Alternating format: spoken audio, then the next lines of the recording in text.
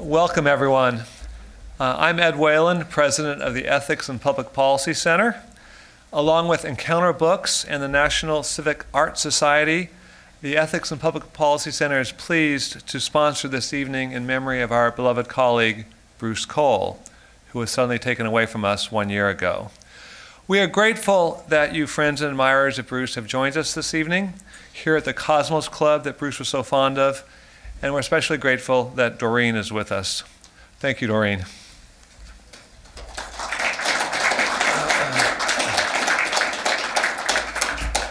At the dinner that follows this panel discussion, Michael Poliakoff and Michael Pack will pay fuller tribute to Bruce and his remarkable legacy. Permit me just a few words now. After a long and distinguished career as a professor of art history and comparative literature at Indiana University, Bruce served as chairman of the National Endowment for the Humanities from 2001 to 2009. Bruce was the NEH's longest-serving chairman ever, but more importantly, he worked hard and effectively to restore the NEH to its core mission. A scholar and a patriot, Bruce was deeply devoted to the good and the beautiful in Western culture. He drew on his rich learning and his ardent love of this country to share his knowledge and appreciation with his fellow citizens. Bruce was a beloved mentor to his students, so many of whom have gone on to their own outstanding careers in the arts and humanities. And he was a delightful and generous colleague, as those of us who worked beside him at the Ethics and Public Policy Center from 2012 until a year ago can amply attest. On this panel, we'll be discussing Bruce's 15th and final book, Art from the Swamp: How Washington Bureaucrats Squander Millions on Awful Art, published posthumously by Encounter Books. The federal government is the country's single largest patron of art, but as Bruce explains in this book, it carries out its role in a way that is often foolish, wasteful, and downright ugly. We have three great participants to discuss this book. I'll introduce them in the order in which they'll make their remarks, and we're going to shuffle back and forth off the stage so we can all see the slides. First, Roger Kimball, editor and publisher of the New Criterion and president and publisher of Encounter Books. Roger is an art critic for National Review and writes regular columns for PJ Media, American Greatness, and The Spectator USA. He was Bruce's editor for Art from the Swamp, as well as for many articles that Bruce contributed to the New Criterion.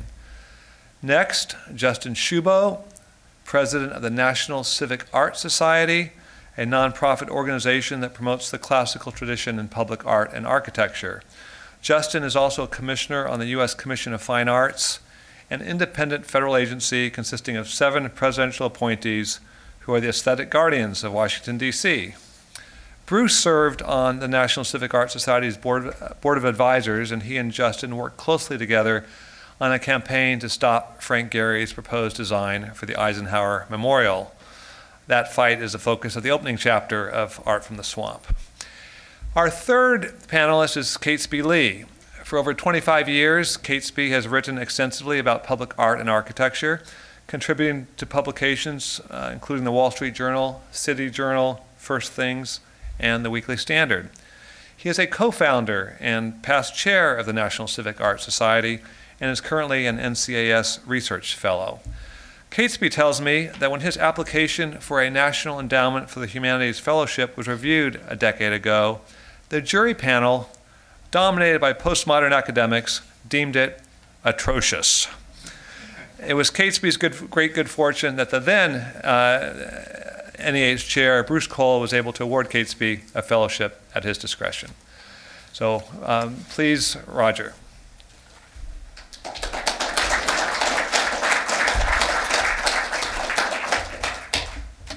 Well, thank you, Ed.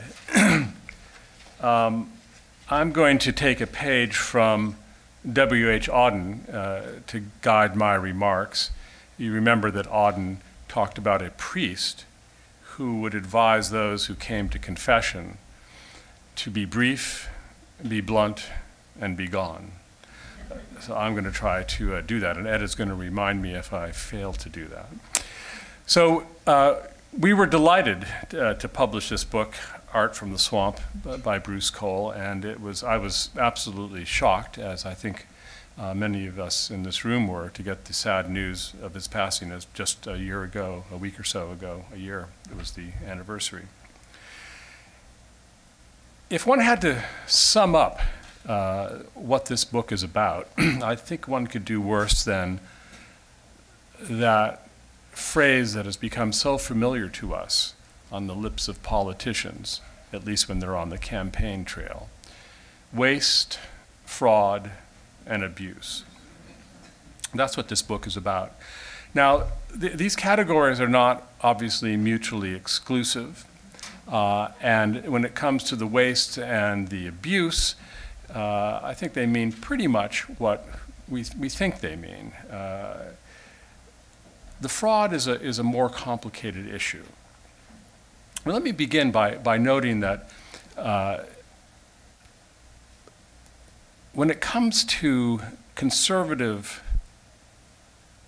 criticism of government support of the art, we can take it as the evangelist Marx said that about the poor, that you'll always have a lot of conservative objection to government support of the art. And this is for two reasons, I think. One, it's because conservatives tend to favor limited government. And they're always asking, what should the government do? What's the proper role of government? And is supporting the arts or education or many other things that we might like, is that one of the things that government should be doing? I think Bruce would say, I know I would say, that when it comes to the arts, the answer is a qualified, highly qualified yes. There are certain instances in which government should support the arts. And he points out, for example, that the very first commission came in 1753, I think, when the Confederation Congress appropriated some money for an equestrian statue of George Washington, which, as it happens, was never sculpted, but there was later other sculptures of Washington that were funded by local, state, or even federal agencies. The Lincoln Memorial, that's probably most of us in this room would probably agree that that would be a good use of federal funds. But there are other aspects to this. It's when we talk about waste and abuse, Bruce has a kind of catalog. This is a kind of Baedeker, a kind of guide to the swamp, to what it's done. The three chapters. One is about the Eisenhower Memorial, and Justin will talk about that. The second is about the GSA, the General Services Administration. I think Catesby is going to talk a lot about that. And the third is about the NEA, the National Endowment for the Arts. One of conservatives' favorite whipping boys. Certainly, it's been one of mine throughout the years. Why? What is it about these instances? What is it about these phenomena that makes them so obvious, so rich a subject for criticism?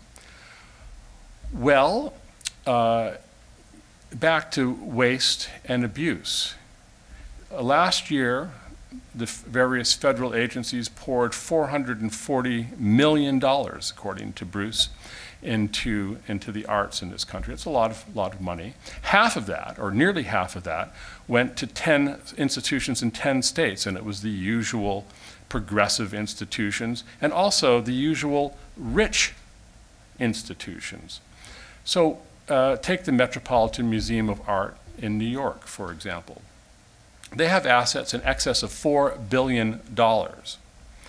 Their annual gala has been described as an ATM for the Met. Last year they raised $300 million, and yet they are the recipient of generous funds from the federal fisc. Why? Why are these rich institutions such conspicuous recipients of our money? Remember, you may forget that, but it's our money. And then there's another example. Bruce talks about what he calls the insurance fraud, the indemnity fraud. So the Walker Art Museum had a show about medieval art, which they insured to the tune of $60 million. Their indemnity premium, subsidized by the government, was $50,000, less than 0.1%. I bet you would like to get hold of that insurance broker. Not only that, during that year, the Walker Art Museum took in a total of $350,000 in grants from the NEA and the NEH, making the whole process somewhat redundant, shall we say. So these are, and Bruce's book is a lively catalog of such instances of abuse and waste. But the more interesting issue revolves around fraud. And here I think we can break it down a little bit. Again, these categories are not mutually exclusive. They often overlap. There's the banal and the pointless. There's the repellent and pornographic. And there's the politically tendentious and anti-American. They often kind of mix together. It's a kind of miscegenation there in between them. But, so for example, the NEA, the banal, some woman got a grant, a generous grant from the NEA, for a project where people would come and commune with a saguaro cactus for an hour in the desert by themselves. Thank you. When it comes to the pornographic, we can think of the obscene photographs of Robert Mapplethorpe, or somebody who kind of melds both the pornographic and the politically tendentious. Karen Finley, who got paid a generous stipend by the NEA to prance naked across a stage, uttering various anti-American and anti-patriarchal sentiments while dabbing herself with chocolate. When it comes to the purely politically tendentious, a recent example would be the production of Julius Shakespeare in New York, where the title character was, of course, the President of the United States. And there was great glee expressed in stabbing him the requisite 21 times as he lay in a bloody mess on the stage. Or the artist who said that his favorite that one of his favorite political persons in the world for whom he had great admiration was Osama bin Laden, also a recipient of an NEA grant. Or take Tom Otterness, one of the, everyone knows his sculptures. They decorate federal courthouses all throughout the country. How was he recommended to the NEA? Well, perhaps from his 1977 film called Dog Shot, or something to that effect, which is a video of him showing a dog that he had acquired from a local pound, tied up to a stake, and Mr. Otterness shoots him fatally. He is the recipient of, I think this is correct, the single largest amount of money over the years from the NEA. In 2018 dollars, according to Bruce, it's $2.2 million.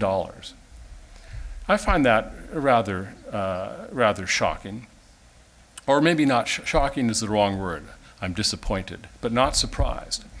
But behind all of this, behind these different kinds of fraud, is something, I think, quite deep. And it's this. The kind of art that the federal machinery, this huge leviathan, the kind of art that it supports now, typically has almost nothing to do with the kinds of art that mainstream taste favors. It's a product of a cultural elite.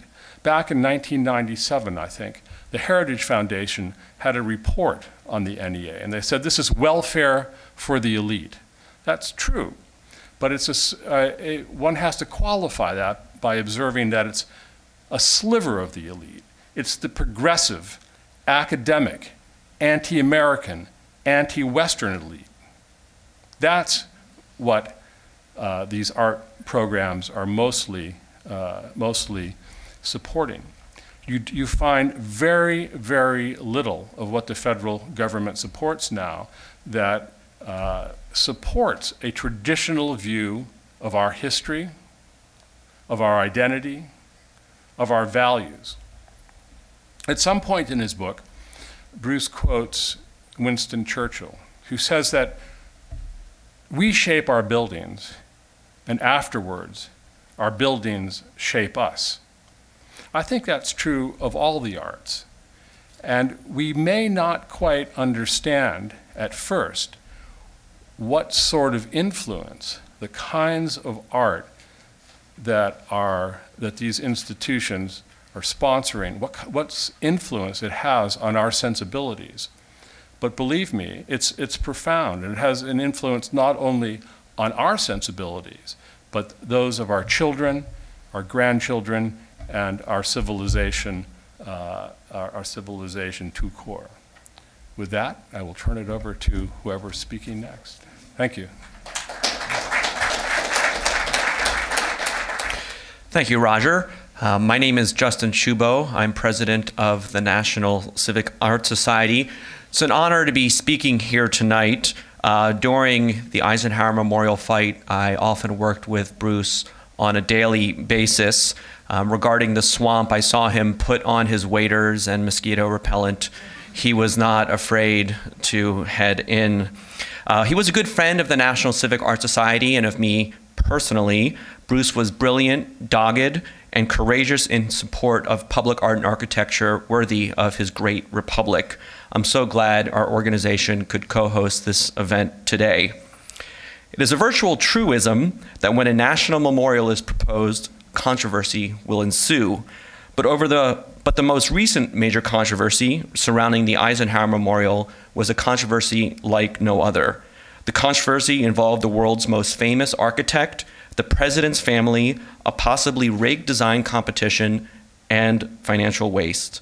Alas, it's a sad tale of Philistinism and political cowardice. In 1999, Congress authorized the creation of a national memorial to commemorate President Eisenhower and created the Eisenhower Memorial Commission to build it. The commission is a bipartisan commission comprising 4 senators, 4 representatives, and 4 presidential appointees. One of the original appointees was David Eisenhower, the president's grandson. He would ultimately resign from the commission during the controversy. From the inception of the commission in 2001 through 2015, the chairman was Rocco Siciliano, a businessman from Beverly Hills. It was he who instigated the legislation for the Eisenhower Memorial. He had been a young staffer in the administration. The memorial is being built in a 4-acre rectangle south of the Air and Space Museum and north of the Department of Education building, in that red rectangle there. There you can get a better view of where it is. It's a 4-acre site, very, very large. In 2008, the Eisenhower Commission decided to hire the General Services Administration, specifically the Design Excellence Program of the GSA's Public Building Service. They chose it to run the competition. And this decision to use design excellence was very unusual. It was unprecedented since the program was intended to choose architects for federal office buildings and courthouses, not for designers of national memorials. It was a departure from the precedent of having open democratic competitions. It was, in fact, a portfolio-based competition opened only to licensed architects. Artists, amateurs, and students could not apply. Not only was the competition highly restricted as to who could enter, it was a closed competition that solicited only 44 entries.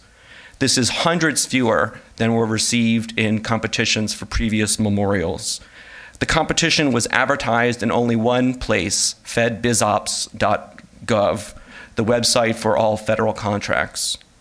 The competition was also a secretive process. To this day, we have never seen what the entrants submitted, and we still do not know the identities of everyone on the evaluation board. All the way back in 2001, The commission's at the commission's very first meeting, Chairman Siciliano said they should choose someone like Frank Gehry to design the memorial. He said so twice in later years. He also spoke of conversations he had had with Gehry about designing the memorial. Siciliano, who died last year, was friends with the architect. And lo and behold, when the winner of the competition was announced in 2009, it was Gehry, the only celebrity architect to apply, who was selected. He was, needless to say, an odd choice to design a memorial in Washington, D.C., which is and ought to be a classical city. To get a sense of where Gehry's coming from, this was his proposed addition to the Corcoran Gallery.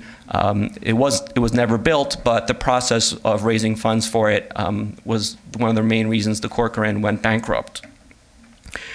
Gehry was truly a bizarre choice to memorialize Eisenhower, who was famously modest and conservative in his persona and taste.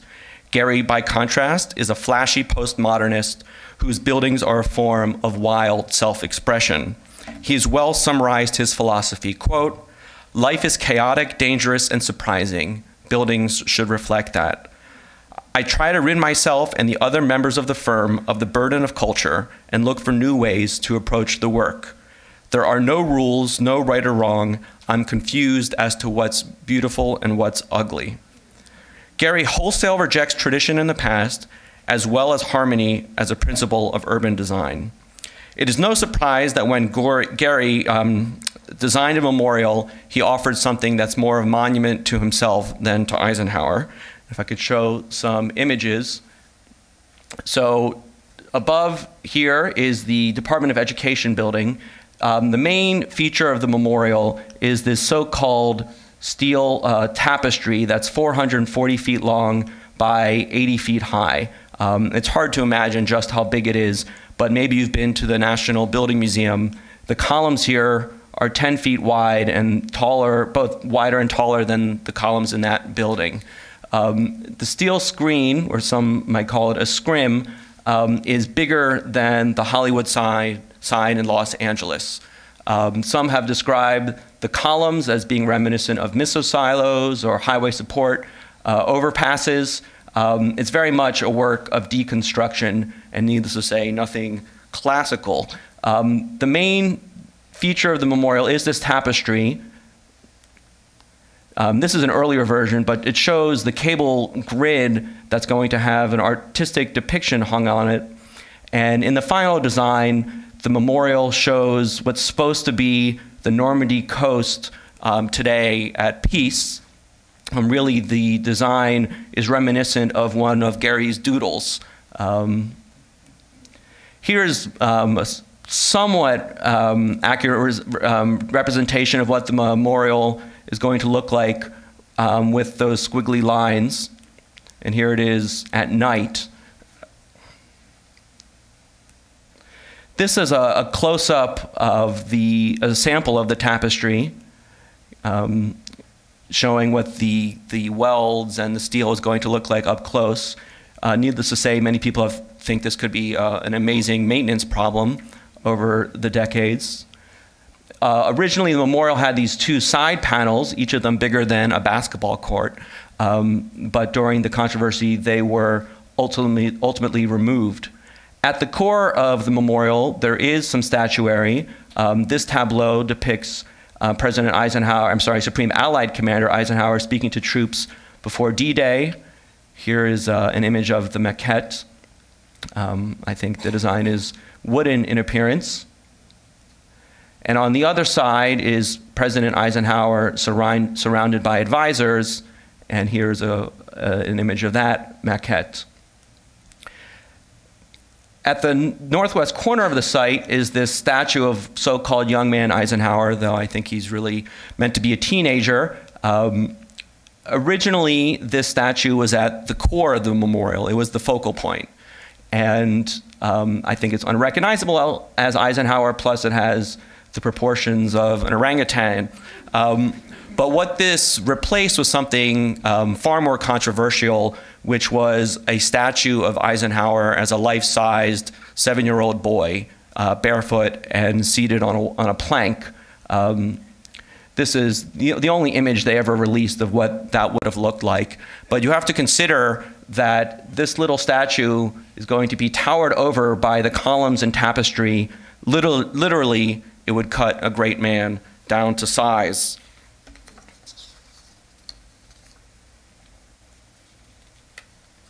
The controversy began in the fall of 2011 when Gehry publicly unveiled his fully formed proposal.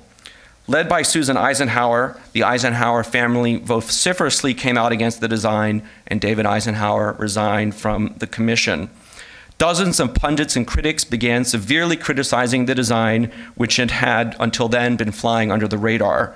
Bruce Cole, who would go on to be one of the leaders of the opposition, wrote in the Weekly Standard that the plan, quote, produces confusion, architectural preening, and pomposity, unquote. Even establishment architecture critics who typically praised Gehry's work criticized his proposals. One of the few architecture critics to defend the design was Philip Kennicott of the Washington Post. He praised the memorial for quote-unquote re-gendering the genre. He explained that it did so through its emphasis on Eisenhower as a boy. Yes, re-gendering Eisenhower. You can't get much more subversively postmodern than that. As a result of the uproar, Congress got involved. Capitol Hill was concerned not just with the design, but with the cost, $150 million, 80% of which was to be publicly funded. In 2012, the House of Representatives held a hearing at which Susan Eisenhower testified in withering terms. She said, quote, critics have noted that we will be putting up an iron curtain, Ike. Given this symbolism, could the proposed cylindrical columns be misconstrued as symbols of miso silos? Unquote. She compared the tapestries to public art in totalitarian communist regimes. She even noted that a number of people told her that the barrier-like tapestry reminded them of Nazi concentration camps. Later that year, President Barack Obama appointed Bruce Cole to the Eisenhower Commission. No doubt the White House was aware of Bruce's fierce commentary regarding the design, and he would go on to fight valiantly and publicly while on the commission. Congress ended up zeroing all funding for the memorial's construction for 3 years, and a bill was proposed to reboot the memorial with a new competition. An article in The New Yorker summed up the situation by noting that the memorial, quote, has managed to achieve something rare in Washington. In true bipartisan spirit, almost everyone hates it, unquote. Many people, including many in the media and on Capitol Hill, thought that the design was essentially dead. Other heavy criticism of the design came from the U.S. Commission of Fine Arts and the National Capital Planning Commission, two federal agencies that must approve any memorial being built in the monumental core. The agencies repeatedly held up the memorial from going forward. Meanwhile, despite the opposition from all sides, the Eisenhower Memorial Commission members dug their heads into the sand. Bruce was the sole exception, the sole truth teller. In 2014, the House Natural Resources Committee released a scathing 58-page report called A Five-Star Folly, which critiqued the memorial process, cost, and design. The report found that of the $65 million Congress had already appropriated to the memorial, Gehry had received $16.4 million. As for process, the report found that GSA violated its own rules and regulations in the competition that would favor an entrant such as Gehry. Furthermore, the report revealed that the competition jury found Gehry's entry to be mediocre, yet the Eisenhower Commission's evaluation board, which was chaired by Rocco Siciliano, nonetheless chose it as the winner. The following year, the Eisenhower Commission's leadership changed as Siciliano resigned and was replaced by Kansas Senator Pat Roberts, who had been vice chairman. Roberts would go on to fight zealously for the design on the Hill. In his efforts, he was aided by former Kansas Senator Bob Dole, who joined the commission's advisory board and became the public figurehead for the memorial. Dole lobbied the Hill and wrote op-eds. Despite the efforts of Roberts and Dole, in 2016, the House Appropriations Committee called for an outright reboot of the memorial. Yet Roberts had not given up. Former Secretary of State James Baker was brought in to broker a compromise between Gehry and the Eisenhower family, and Baker succeeded. Gehry changed the design of the tapestry from the Kansas landscape, which I had briefly shown, to the Normandy coast, and moved the statue of Eisenhower as a young man to a less conspicuous location. The incoherent mishmash of a result was truly designed by committee. Despite their previous comments, which appeared impossible to back down from, the Eisenhower family said they accepted the compromise. And once the Eisenhower family changed its position, the Fine Arts Commission and National Capital Planning Commission did a turnabout and approved the design, and Congress went ahead and funded the design. It was as if the near universal opposition from critics and the public and concerns about fraud and waste didn't matter. It was not as if members of Congress suddenly liked the design. They didn't. They had simply lost the will and courage to fight. Roberts and Dole had won. But let me end on a happier note. The next major commemorative work being built in Washington, D.C. is the National World War I Memorial, which is to be located in Pershing Park on Pennsylvania Avenue. Wishing to avoid a fiasco like that of the Eisenhower Memorial, the World War I Centenary Commission chose to hold an open, democratic, and blindly reviewed competition, one pointedly not run by GSA. The competition garnered 350 entries, many of them excellent, and some of them classical in style. The winning design is the work of architect Joseph Weishar and classical sculptor Sabin Howard, who is one of the best artists working in America today. Full disclosure, the National Civic Arts Society encouraged Howard to enter the competition. While the overall final plan preserves the existing modernist park, as it was ultimately required to do, the central feature of the memorial is going to be a 56.5-foot long relief called A Soldier's Journey, made of bronze. Here's an aerial image of the memorial. The bronze relief is here. There's going to be this water element. Here's an image at ground level showing the relief. The relief is an allegorical work of art that tells the story of a soldier leaving his family for the crucible of battle and returning to the home front a changed man. So starting at the left, we see the soldier leaving his family. His wife wishes him to stay. He goes on into the trenches, where we have this image of soldiers heroically going into battle. Over to the right, there is a pietà-like image of a wounded or dead soldier. And here we have a soldier with the 1,000-yard stare, possibly shell-shocked. Then we have the soldiers returning home, And here, the soldier is holding out his helmet, and his older daughter is looking into it, divining the future. Here's a close-up of those soldiers charging into battle. It is, I believe, a powerful moving narrative. It has 3 acts, in which in each act is a beginning, middle, and end. And the balanced composition masterfully achieves this. Unlike so much modern art, the realist sculpture possesses symbolism that is comprehensive or comprehensible to the ordinary person. Now, how did it come about that Washington, D.C. is going to get a memorial, a war memorial with such outstanding art? A modern war memorial that actually depicts valor. Well, a competition is only as good as its jury and its brief, and the winning design for a memorial must still be skillfully stewarded through the hazardous federal approval process.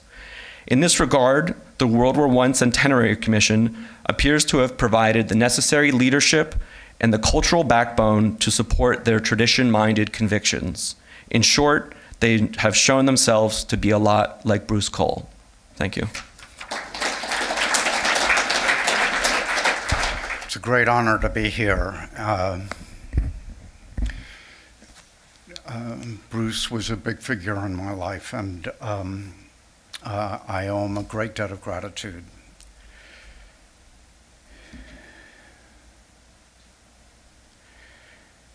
I'd like to briefly put Bruce's chapter on the General Services Administration Art and Architecture program in a broader context.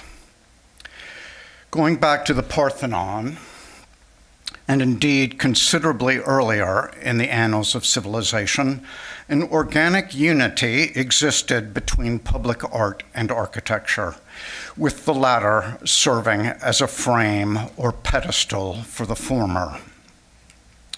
Artistic themes concerned events and personages, illustrious, mythical, or divine, that were familiar to the public. The aesthetic ideal that emerged in antiquity engaged people of varying degrees of knowledge and taste while reflecting a shared communal or civic identity. That tradition thrived in this country well into the 20th century, and federal patronage largely accounts for its perpetuation. A great case in point is the Alexander Hamilton Custom House in Lower Manhattan. Cass Gilbert's palatial building manifestly serves as a frame and pedestal for sculpture. The most conspicuous sculptures for this project represent the 4 continents. You're seeing America here, and are the work of Daniel Chester French of Lincoln Memorial fame in association with Adolf Weinman. Though their portrayals of Asia and Africa would not be suitable today, these works set an illustrious artistic example. What we've seen since GSA's creation in 1949 is the near complete destruction of this unity of art and architecture in our federal buildings. The formal interplay between the curvaceous expressionism of Alexander Calder's Flamingo and the rectilinear rationalism of Mies van der Rohe's structures at the Chicago Federal Center may be of interest to scholars and critics, and it may even be the case that many people like Flamingo. But neither the sculpture nor the architecture engages the nation's civic art tradition. They seem at least as appropriate to a corporate campus as a federal government complex in the heart of a great American city. After all, the combination of abstract sculpture of minimal symbolic import with high-end modernist architecture is the familiar formula adopted by big private corporations in post-war America to advertise their cultural sophistication. Even so, the Chicago Federal Center represents GSA's high water mark. It is the agency's answer to the Alexander Hamilton Building. Since the time of the Federal Center's construction half a century ago, however, GSA's patronage has become ever more confused, reflecting the Babel-like confusion of artistic tongues that postmodernism unleashed. Some real outrages have been perpetrated at taxpayer expense under the postmodern dispensation. The biggest I'm aware of actually dates back to the first Bush administration.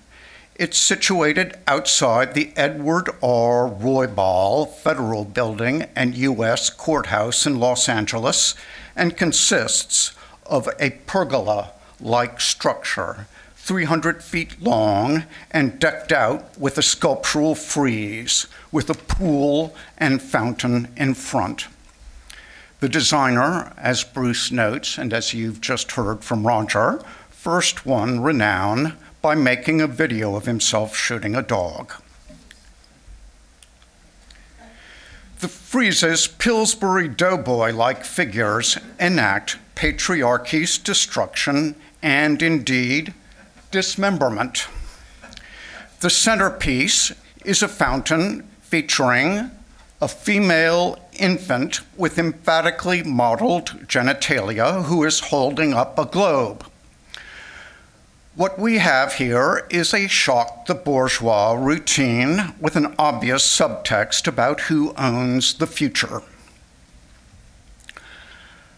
For obvious reasons, the congressman for whom the building was named requested that this infant and the shackled female figure in the pergola's central niche be removed. Roybal happened to chair the House subcommittee that oversees GSA, and his wishes were respected for a couple of weeks.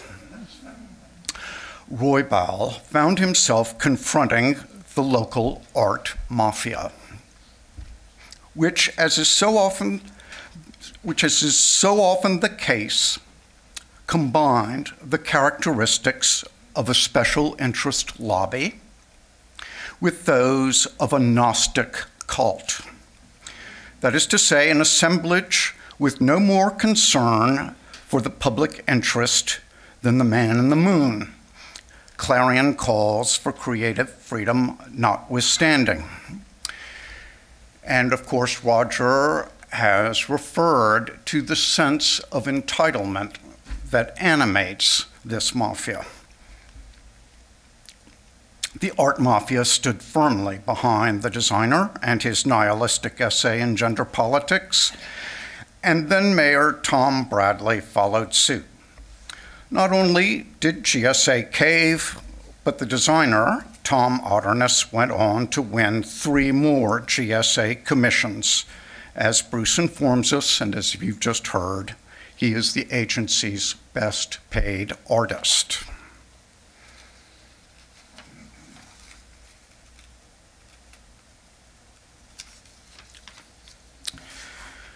Again, the art GSA has commissioned since postmodernism blew in is a mixed bag.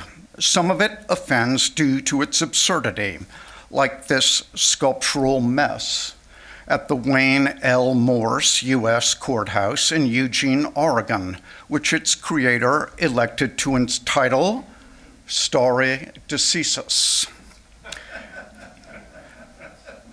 That's the legal principle of standing by legal precedent.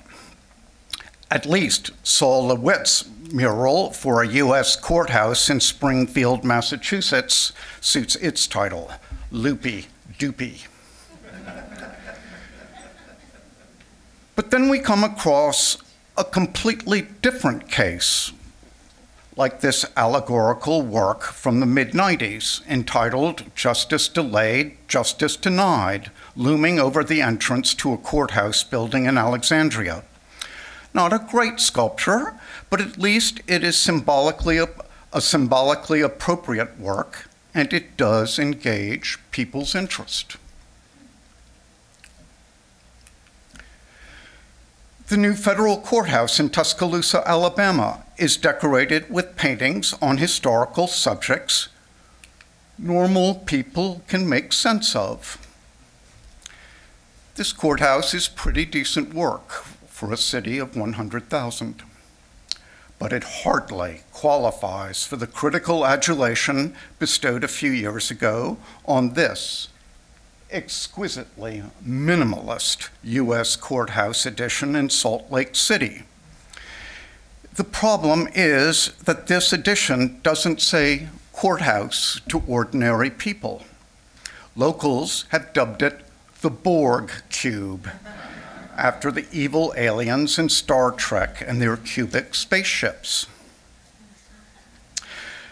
The architect of this edition has now erected the exquisitely minimalist Glenstone Museum in Potomac. And this cuts to the heart of the problem. His aesthetic and the kind of art it caters to reflect private sensibilities, not civic aspirations. And there happens to be a difference. In 1962, Daniel Patrick Moynihan produced the Guiding Principles for Federal Architecture, which famously call for buildings that reflect, quote, the dignity, enterprise, vigor, and stability of the American national government, unquote. He also stipulated their incorporation of American artworks by living artists. But Moynihan went astray in prescribing avoidance of an official style. In calling for the government to take its cues from the architecture profession rather than vice versa, he converted Uncle Sam from a patron into a victim. In fact, we should have an official style, which doesn't mean that every federal building has to be designed in that style. Classical architecture has shaped our greatest government buildings, starting with the US Capitol, and it should continue to be the default idiom that sets the tone for our federal architecture. The classical orders, the different types of column, and the entablatures or superstructures they support should inform the design of new federal buildings as a rule. The classical vocabulary, after all, has proven highly adaptable to changing social, economic, and technological conditions. Furthermore, the human body needs to be restored to its cardinal symbolic role in the paintings and sculpture enriching our federal buildings. This is the surest path to art and architecture that reflect the dignity, enterprise, vigor, and stability of our national government. Too many people assume that good traditional architecture is no longer a practical possibility. Good traditional work, both residential and institutional, is in fact being done these days. And the way to get better traditional work is to commission more of it. In other words, federal patronage of art and architecture can provide a much-needed counterpoint to the self-regarding elitism that for decades has played far too large a role in shaping the nation's public realm. It can do so by nurturing symbolically resonant work that engages the public at large as the citizenry of a great republic. Bruce's superb book makes one wonder whether GSA can be entrusted with this task. Perhaps the agency should be confined to the execution of designs commissioned by a separate entity within the executive branch.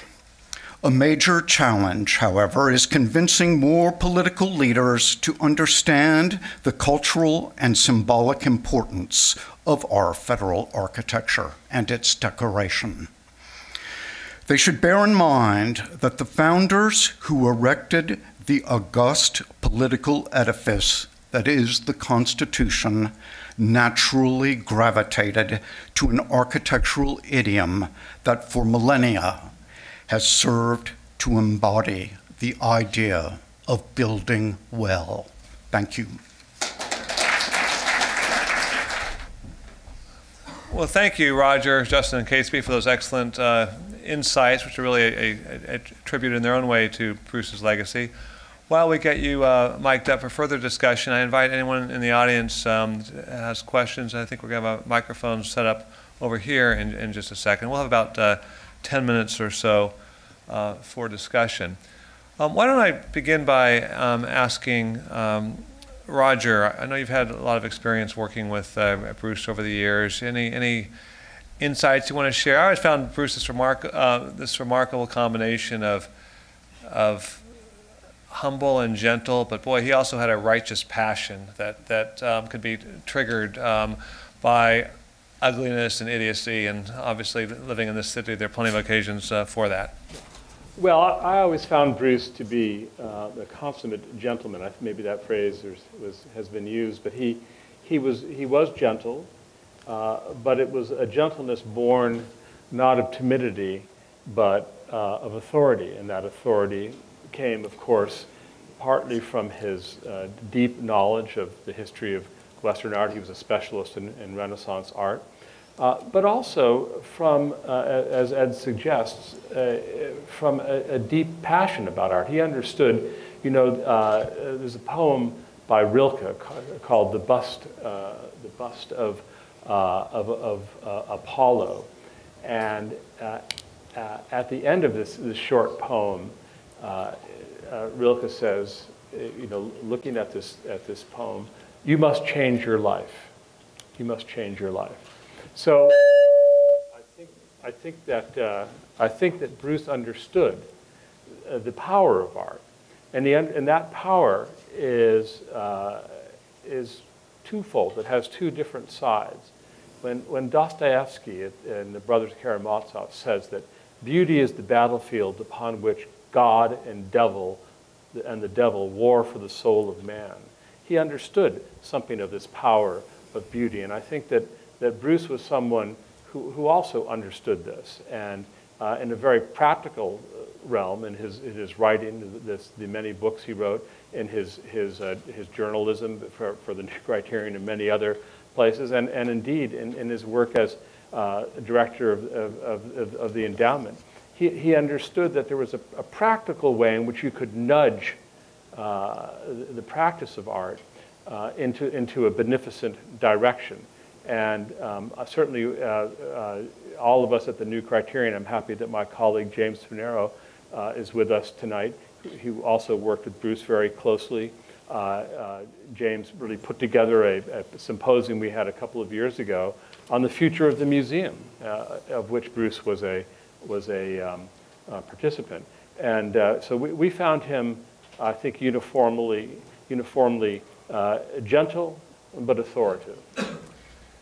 Justin, to follow up on your discussion, I'm very glad to hear that this World War I memorial is off to a much better start, but it sounds like it's not because of any institutional reforms, but because you and others seized the opportunity.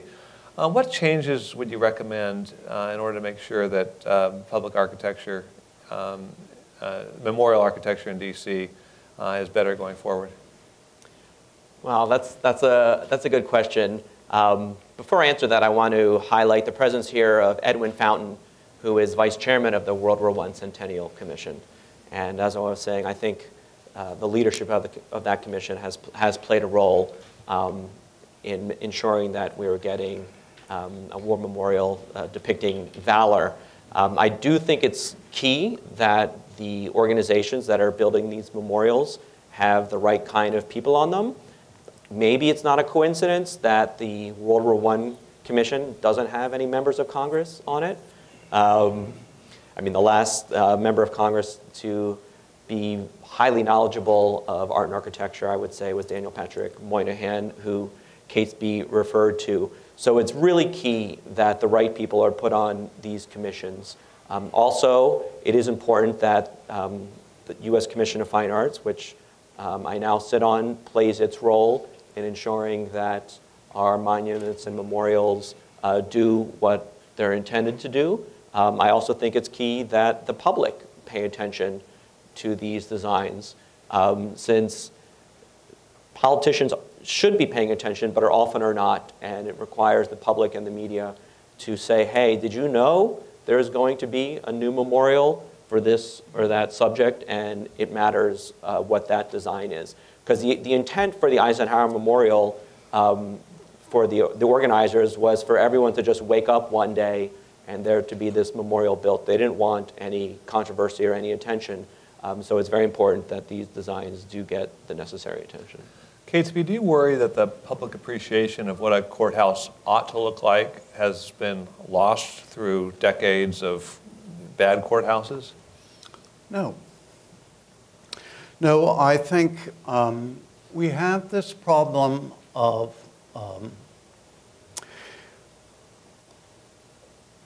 this sort of wheel reinventing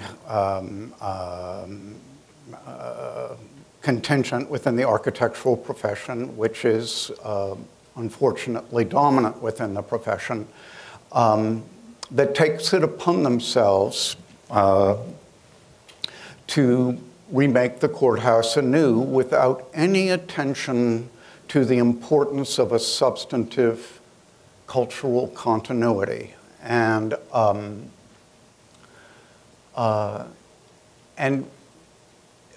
one finds that this mentality, this wheel reinventing mentality, is part and parcel of an outlook on civilization, where civilization progresses in lockstep. Technology progresses, social relations progress, and architecture progresses too. And it's a kind of modernist mythopoeia that justifies reinventing the wheel. And it marginalizes traditional practice quite ruthlessly. I think my impression is that modernist architects always feel threatened by the natural attraction of people to classical design. The classical orders are an artistic creation, but they're also an instinctive creation. They don't reflect any particular ideology. They are an idealization of the process of building. And whereas the reasoning behind modernist architecture tends to be extremely artificial, and of course with postmodernism and the kind of deconstructionism you see in Gehry's work, it's very arcane academic theorizing and quite nihilistic academic theorizing going on in the background there. So, no, I do think people have an instinctive sense and also an inherited sense of what a courthouse should look like. Can I invite anyone who has questions to please go to the microphone? It's amazing that in this city with so many beautiful monuments, and indeed that members of Congress working in this Capitol, where every day they ought to see around them what beautiful architecture is, can acquiesce in all this. Can I give, please, a counterexample of the way things used to be? I mean, there's an argument to be made that all great statesmen, good or evil, understand the importance of public art and architecture for the body politic. I mean, whether that's Stalin, Hitler, Churchill, but the example I wanted to give is that of FDR and the story of the building of the Jefferson Memorial. You have to remember that that memorial was built in the 1930s, which for architects is the modern era. And the entire architectural establishment came out against that design. For instance, the head of Harvard's Graduate School of Design, the most important school in the country, he called it an egg on a pantry shelf in the middle of a geometric Sahara. FDR, however, decided to get involved, and he said, basically, are you kidding me? Washington's a classical city, Jefferson was a classical architect, and it's a magnificent design. And he was the sort of person who had a cultural backbone, the word I used earlier. He had a sense of what was right and proper in public art and architecture, and he was willing to stand up for that. Well, before we all thank this panel for this excellent discussion of Bruce's last book, I invite you to join us for the reception, which will be through these doors, and then for dinner. So thank you all.